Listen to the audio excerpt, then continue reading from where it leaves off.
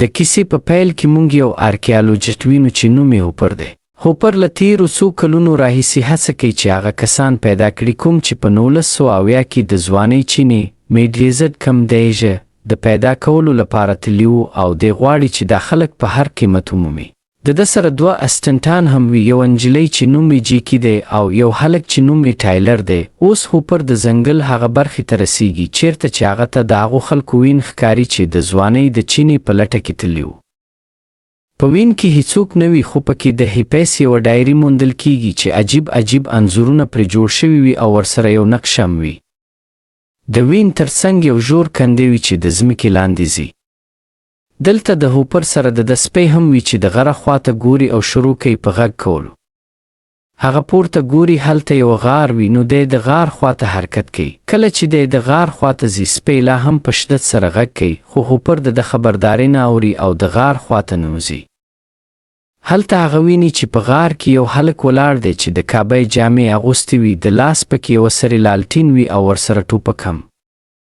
کله چې هوپر بیرته راستنیږي نو د اسسټنټ ټایلر ورته وایي چې زه هم غواړم له تا سره راشم، خو هوپر ورته صاف انکار کوي او خپل ټول سامان اخلي او یو ځل بیا غار ته ځي.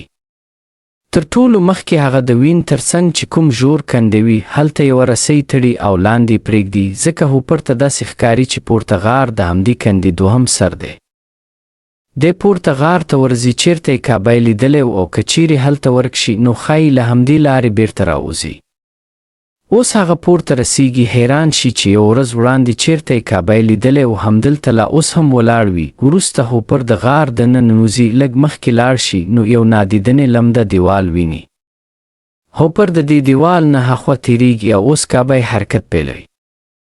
دی هم دننه ننوځي او هوپر ویني چې هلته څراغونه بلنګ کوي. دا لیدو سره حیران شي، خو دی لا هم غواړي چې کابای ته ورسیږي. دی مخکې ځي خو غلطۍ سره وغورځي. دلته موږ ته د هوپر اسسټنټان ښودل کیږي، جیکي او ټایلر چې د هوپر له 2 ورځو راهیسې غیابت نه اندېښمن دي. دوی پریکړه کوي چې دوی به هم سایټ ته ځي، خو دوی سره موټر نه وي. نو جیکي ټایلر ته وایي چې ستا د ګرل فرینډ سره موټر دی، نو تا باید ترې مرسته وغواړي. ټایلر د خپلې ګرل فرینډ سره ځي او ورته وایي چې موږ ته ستا موټر په کار دی. هغې هم د دوی سره تللو ته چمتو شي او خپل ورور او خور هم ورسره راولي. اوس دا 5 کسان هغه ځای ته رسیږي چیرته چې هوپر راغلی و. د هوپر موټر هلته وي، همداراز د هیپیس وین هم ښکاري او هغه ډایري هم چې هوپر لیدلې وه. دوی ګوري چې د موټر تر څنګ یو ژور کندی دی، دا یو ډول تونو وي چې رسۍ پرې تړل شوې وي. دا هماغه رسۍ وي چې هوپر ور اچولې وه.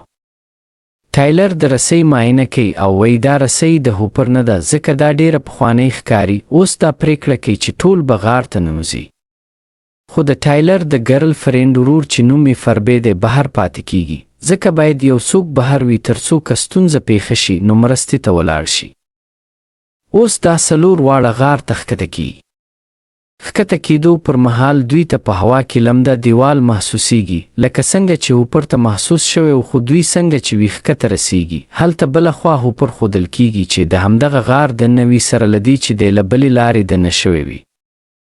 کله چې دی مخکې ځي نو د چا د چیغو غږ اوري، سره له دې د ټوپک ډزې هم اوري چې دی ویریږي. دی له غاره بهر تښتي او کله چې بهر راځي نو تیاره شوی وي. دا لیدو سره حیران شي، ځکه لا څو ساعته وړاندې دی دننه شوی و. دی خپل موټر ته ځي او ګوري چې موټر یې د ډیرو بوټو لخوا نیول شوی، لکه دا چې کلونه همدلته ولاړ وي. هوپر ته څه نه ور معلومیږي چې دلته څه شوي دي. دی هڅه کوي چې موټر چالان کړي، خو هیڅ ګټه نه کوي، موټر نه چالانیږي. بیا دی بل موټر ویني چې د موټر په څیر له بیلونو چاپیره دی. دا هماغه موټر وي چې ټایلر جیکي او د ټایلر ګرل فرینډ او د هغې ورور خور پکې راغلی و. دی موټر ته ورځي، دننه ګوري نو د جیکي بیک پکې وي، کومه چې د هغه اسسټنټ ده. هوپر ته داسې ښکاري چې ښایي دا د خیال وي، نو ډیر پام نه کوي او یو ځل بیا غار ته ننوځي. هلته موږ ته جیکي ښودل کیږي چې له خپلو ملګرو سره غار کې وي. هغوی هم د چیغو غږونه اوري، همغه غږونه چې هوپر ته اورېدلي وو. دا دوی ټول ویریږي او پریکړه کوي چې له غاره ووځي. جیکي هڅه کوي چې د رسۍ له لارې پورته شي، خو ژر رسۍ ماتیږي. کله چې دوی رسۍ ګوري نو داسې ښکاري چې دا ډیره پخوانۍ ده، ځکه نشي کولی وزن برداشت کړي. اوس د دوی سره بله لاره نه وي نو دوی له ریډیو فربې سره تماس نیسي خو د فربې غږ راځي چې مرسته غواړي. دا غږ دوی ته ویرونکی وي او دوی ته حیرانتیا پیښیږي. اوس دوی مجبوریږي چې غار ته لا دننه لاړ شي. دوی مخکې ځي تر څو بله لاره پیدا کړي. دوی ګوري چې یو ځای څراغونه کم او زیات کیږي لکه څنګه چې هوپر ته ښکاره شوي وو. هلته دوی فربې هم ویني چې اوس مړ وي. دا فربې لیدو سره حیران شي ځکه هغه له غار او تیارې ویرېده نو که ویرېده نو ولې دننه راغلی و.